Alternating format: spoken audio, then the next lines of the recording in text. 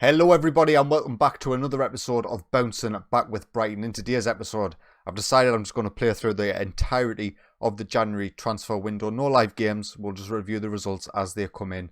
That is 9 games during the January transfer window we've got to play. Of course, we've played some fixtures since the last time we met and we've already made 5 new signings. So we'll quickly run through the fixtures since the last time we met. The first fixture after that Chelsea game was a 4-0 win at home against Cardiff. Jeremy Doku, Alvarado, Bentayev and Sutar with the goals. Rodrigo Marquez missing a penalty late on. Then after that we went away from home against Swansea City, which was actually a tight game, especially if you take care of the match stats. But we won 4-1. Gravenberch with 2, Jeremy Doku with 1, John Sutar with the other. Oliver McBurney scored for them in the 5th minute to equalise after Gravenberch had put us in front. But again, a dominant result, if not a dominant performance. And finally was another victory against Chelsea, this time in the Premier League. Bentayev put us in front in 66 minutes and Alvarado doubled our lead in the 73rd. And that's how things stood. So the Premier League table looks like this after those run of fixtures. We sit in 3rd position with 2 points behind Liverpool in 2nd, but they do have a game in hand. But pretty much apart from Man City, who've got 3 games in hand and could go above us if they won all 3. Arsenal and Spurs can't overtake us. We're on the same amount of games played. So regardless, we are a top 4 side right now. So in terms of the January transfer window, as you can see here, it has kicked off. We're in the 1st of January 2022. We have sold Peter Guagas. He was just some guy sitting in our under-23s whose contract was running out. So he is joining Hammarby IF for £300,000. Good luck to him. Chelsea are once again interested in Edson Alvarez, but as you can see here by the media reports, it's claiming they could cost them as little as £17.25 million now. I'm not sure where they're getting this from. He's got a 3-year deal. He's worth £16 million. He's 24 years old, a really good centre-back in this league. So I'm not sure how the AI is coming up with these numbers because the AI teams are basing their bids around this sort of figure. As I said in the summer, the highest offer we got was £23 million, which is just unbelievable. I'm never ever going to accept an offer like that. Norwich make an offer for one of our youngsters. They can have him. I'd rather he just left. 5 signings have been sealed and we'll quickly run through them now. The first of which is Johan Hernandez, who we've signed for £36,000. Well, he had better potential than this when I signed him. 2.5 star, 3.5 star, it looks like. We've signed him from Verton, a Belgian side. A decent little player. He's got good attributes again. We'll loan him out, look to improve him and sell him on in the future. Victor Mejia, he's a Colombian striker we've signed. Who did we sign him from? Junior for £775,000. 2.5 star, 4.5 star striker. His mentals are what particularly attracted me. They are already pretty well rounded apart from the composure and concentration. Again, his physicals are phenomenal, outstanding. Technicals need a lot of work though, so we'll look to get him game time out and see if we can continue to improve him. Diogo Aquina was actually a signing I did not intend to make, but circumstances meant I had to. Benfica offered this guy, offered Vitor Mahrez £40 million for his signing. He had an 11.5 minimum fee release clause to foreign clubs. So I decided that he was on my radar throughout the summer. I thought we didn't maybe need him this season, maybe next season might be the season we'd decide to try and sign him. But once Benfica came in, I knew I either had to pull the trigger or just let him go. So I went for it. £11.5 million. He's already worth £16 million. He goes straight into the first team squad. He might even be first choice over Bulat. I'm not too sure yet. Another new signing, Sebastian Jaros, is a £4.9 million signing from, I think it was Lech. Was it Lech? It was Lech. A right winger, absolutely fantastic. Wonder kid. It was a minimum fee release clause, the 4.9. As you'll see in a minute, I think Jeremy Doku is wanted by like pretty much every side in Europe. So if we do end up selling him, maybe I put Alvarado on the left-hand side and play this guy on the right-hand side. I'm not too sure yet. I'm a bit undecided whether I want to keep him or try and loan him out.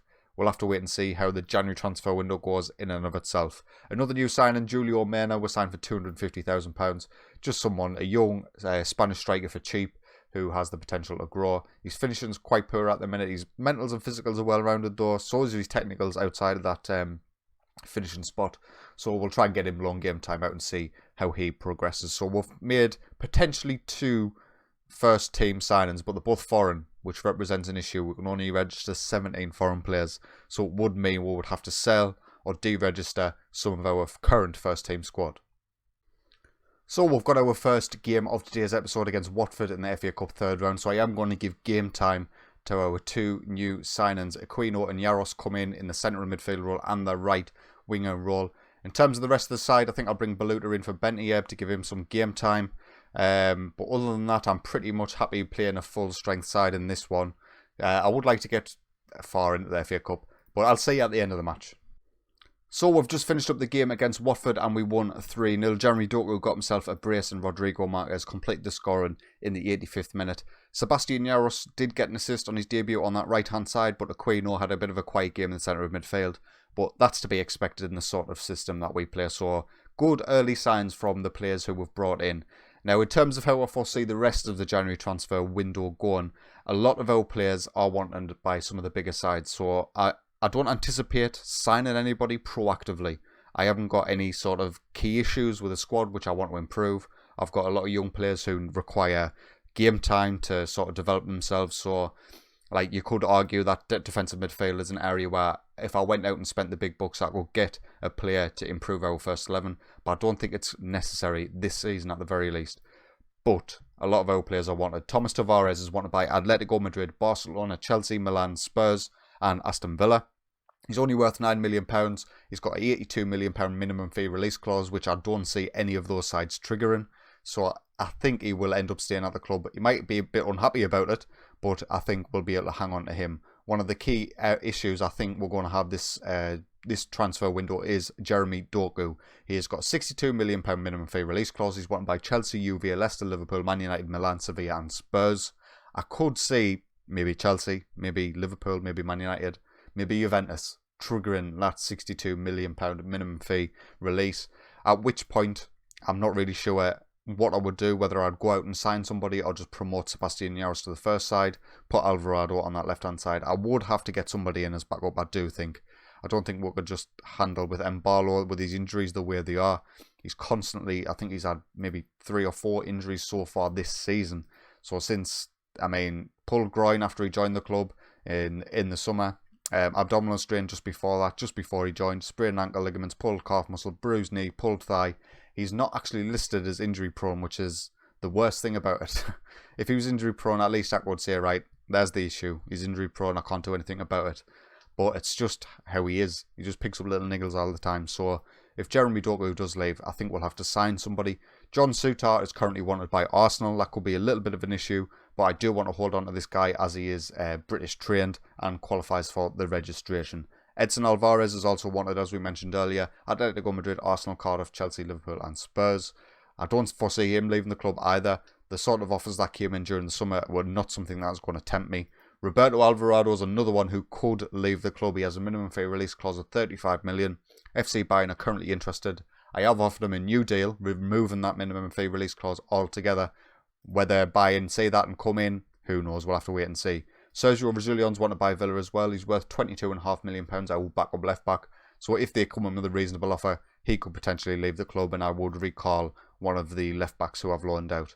And some of our other backup players are wanted as well, but I'm just putting the expectations out there. Don't expect a massive January transfer window unless the AI get themselves together and start pinching our players.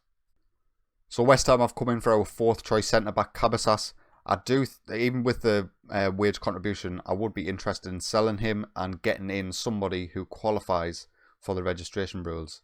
I think that will be a good bit of business. If we sold Cabasas, maybe loan somebody in for the rest of the season to be our 4th choice who qualifies for registration. I think, or at least not foreign. That's all. That's the main concern. So we've got our next match against Norwich in the League Cup semi-final. The first leg, Norwich City are actually a Skyway Championship side, which makes me think maybe we can get away with playing a rotated side here, but maybe not. I really want to get to the final. I'll show you the result once it's done. So there we have it, full time in the first leg of the League Cup semis against Norwich. We won 4-1. Marquez, Yaros, Alvarado and Jayden Bogle with the goals. Our new boy Yaros is doing quite well on that right hand side. He's obviously only played in the 2 cup games so far, but I am liking what I'm seeing. So Atletico Madrid have made the first offer for Edson Alvarez of the transfer window. I just wanted to show you the kind of offers we're actually getting in. So bear in mind, he's a top centre-back in the Premier League. He's worth 16.25 million. He's got 3 years left on his deal. And they've come in with an initial offer of 15.75 million. It's absolutely ridiculous. There's absolutely no way in hell that even any negotiations could occur. I've said 35 million's probably me sticking point. I'll offer them 45. Let's see if we can get them up to that. We'll go 40. They go 19.5. Might actually happen here. I'm not too sure, but I'm only going to drop it down by $1 million a time now. Let's go to last negotiation. We'll do all this MacGuffin and see if we can get it over the line. As I said, 35 I think is a decent value, although it's not actually great for us, to be honest with you. We'll negotiate at 37 and we'll see if they come back with a proper offer this time. And again, another pitiful offer. Thomas Tavares, Barcelona have come in for $12.5 million for a 20-year-old right back with potential to grow, who's already worth 9.25. Absolutely unbelievable. We are just literally going to see his minimum fee release clause, and then they will probably withdraw from the negotiation at that point. There we go. Hopefully he doesn't kick up too much of a fuss about that. And here's Atletico Madrid come back in with another pitiful offer. We're going to go back to 40. We're going to do this merry song and dance over and over again until they get sick, really, because I'm not accepting less than 35. It's as simple as that. And to be honest with you, I'm not even happy accepting 35. 35 was the price when he was unhappy at being here. I would happily keep him at the club for forever. He can be my third choice, it can be my second choice. £25 million non-negotiable offer. We will reject that out of hand. Alvarado, though, has signed a new deal, removing his minimum fee release clause and also removing Bayern Munich's interest in him. Another game coming up thick and fast now. 9th of January we're currently in. We've got Newcastle away from home in the Premier League. Let's see how we get on. We've just managed to scrimp past Newcastle. This was a poor performance by us in general, but we did get the win. Alvarado gave us the lead in the 37th minute. Hadji equalised in the 45th for them. Marquez gave us the lead once again in the 77th, and we held on for the 3 points. So Oscar Cabezas has left the club, our fourth choice centre-back, which means I can now go for somebody on loan, particularly. I think that's what I'm going to go for, an English trained centre-back. So then we can register the new right winger in the squad as a foreign player and we'll be able to play him, which will be nice. So I think we've found our man Fiaco Tamori. Hopefully Cardiff will let me loan him. They can have whatever they want. He is a rotation option. It's the most likely to succeed getting him in. Oftentimes if you say players are going to be backup options, they decide to decline the loan offer. But hopefully we'll be able to get him in and then register our new boy. And there we are. Tamori is going to come in from Cardiff. Obviously, a really poor centre-back. Even compared to Cabezas, he is. He's only a 2-star current. But I do want to get him in the squad. We do need a fourth choice. And with him being a homegrown player, we should now be able to register Sebastian Yaros. And there we go. We managed to get him in. And that was the key thing to sell Cabezas, just to get Yaros in. Now, I've got the dilemma. Yaros is rated as one of our best players. He's a winger on this right-hand side. And he did perform well there. But that means changing the system, and it kind of substantially changes it. Having the inside forward on the right-hand side and the winger on the left-hand side often meant that just the way they moved on the pitch was completely different to having two wingers. I am going to go with the two wingers, and we'll see how it goes. Rodrigo Marquez might even benefit from it. Jeremy Doku's obviously been playing incredibly well as a winger anyway. Alvarado would be the sacrifice, but that's okay by me, to be honest with you. But yeah, we've got Manchester City away from home. Let's see how we get on. So the game is just coming to an end against Manchester City, and I am completely deflated. Marquez gave us the lead in the 58th minute, and we did look like we were dominating the game until we went 1-0 up. Then Man City start coming back in it. Raheem Sterling equalised in the 74th, and Gabriel Jesus in the 89th minute got the winner for Manchester City. That was just unlucky for us. So Edson Alvarez has received another offer, this time from Chelsea and Liverpool. Both were £15 million non-negotiable, which I rejected out of hand, obviously. But of course now he's kicking up a fuss. He wants to leave the club, just like he did in the summer transfer window. It's getting to the point where he's doing me head in, and I might just sell him anyway. But we've got a game anyway against Crystal Palace. I'll see you for the result. Oh, it's all coming crumbling down. So we've just played Crystal Palace, completely dominated them. They scored a 91st minute winner with a first shot on target. Yeah, that was pretty bad actually. We didn't really create much, to be honest, either going forward. It was just a poor game, and a defeat at home against Palace is so bad. It's just a bad result. Trying to put that Crystal Palace defeat behind us, we have the Brighton game. We are Brighton, Sam. the Norwich game in the second leg of the League Cup semi-finals. We're already 4-1 up, so we are at home. So we should be fine. Stop listening. Right, let's play the game. So we are going to end up beating Norwich 2-1 in today's game, which means we won 6-2 on aggregate, and we have made it to the League Cup final. Is it our first or our second? Our first? Our first domestic final, I think. Well, we've managed to negotiate a deal for Edson Alvarez, which means we do receive 35 million, just 25 up front and 10 million over 3 instalments. It's not too bad of a deal. I kind of want him out of the squad now. He's doing me head in, honestly. I really want rid of him. I'm just going to make a non-negotiable offer to Chelsea. They can have him in 3 instalments for £10 million and £25 million up front. If they accept, they accept. If they don't, they don't. He has his move to Liverpool if he wants it. He was kicking up about Liverpool this time as well, not Chelsea. So I've accepted his preferred club. But that means now I'll have to go in the market for a centre-back. And now, obviously, I would naturally like to get an English one. Who will it be? I have no idea. Right, there's no messing about. I'm just pulling the trigger. We're signing Nathan Wood. We've had to make a £24 million offer to make it happen, which is his minimum fee release clause. He is playing Premier League football already, and he will come in and be our third choice centre-back. Now, English, physically unbelievable. Mentally and technically, still got room to grow. I'll try and get him as much game time as possible. Rotation option, no minimum fee. You can have, you're not having none of this either. You can have 40 odd grand per week over 4 years, ideally. That's what I would like. You can have 45. Come on, mate. Meet us in the middle. There we are. 45 grand a week. We're getting rid of Edson Alvarez. We're signing this guy. English is just the sweetener on the cake, but I think he's good enough, to be honest. He's got the potential to grow.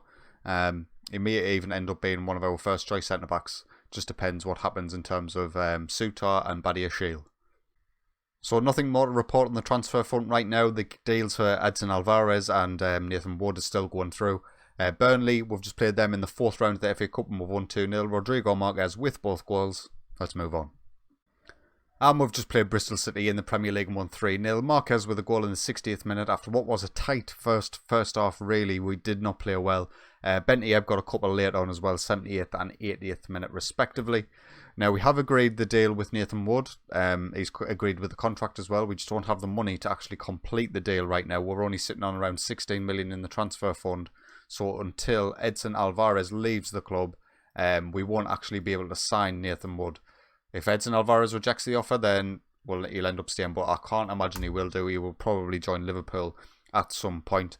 And to be honest with you, I wouldn't be surprised if we see him on the transfer list in the summer, because I don't think he is going to get into Liverpool's starting lineup whatsoever. So we'll see how that goes. Anyway, we've got Liverpool actually coming up next away from home, who sit in 2nd position in the Premier League. So if there's nothing happens in between now and then, I'll see you for the result. And there we go. The £35 million deal for Alvarez can now be completed with Liverpool the day before we'll play them. I've completed that, which means I can now go in and complete the signing of Nathan Wood. We'll ask for confirmation. Oh, don't withdraw, Sam. That would have been silly.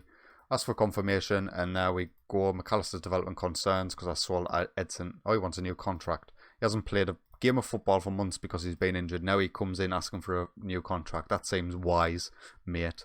But never mind. Nathan Wood has joined the club. 3-star current, 5-star potential. English, centre-back. Lovely. So we've just had another result of the season. I know I say this every other episode, but we've just beat Liverpool away from home 4-2. Alvarado, Marquez, own goal, and Aquino with the goals for us. Firmino and Sadio Mane had scored twice to equalise for Liverpool at 1-1 and 2-2 respectively. But we got the 3 points at Anfield. Absolutely unbelievable. So with that Liverpool game, that was the final game of the January period. The transfer window isn't closed yet, but I'm not selling anybody else. I think we've made enough changes to the first team squad for one January period. I don't want to make too many, just in case I end up upsetting their harmony. So the likes of Doku, unless a minimum fee release clause is triggered, he won't leave. Sutar as well has been attracting interest from all over the place, but he's not going anywhere. Ryan Gravenberch is now wanted by Real Madrid, which is a big concern, and he has a £79 million fee release clause. As I said, Souttar's being wanted by Arsenal, Spurs, Chelsea and Man City. Nobody's came in with a reasonable offer as of yet. So we'll look to hold on to everybody. In terms of the league table, this is how things stand. We currently sit in 3rd position, 1 point off Man United top. They do have a game in hand on us, Liverpool and Man United both above us. And Man City can go above us as well if they win their games in hand. But we're in such a great spot to potentially challenge for Champions League football next season. In terms of the rest of the competitions, we're in the first knockout round of the Europa League against CSKA Moscow. That will be the next episode. We've got the FA Cup, we're in the 5th round.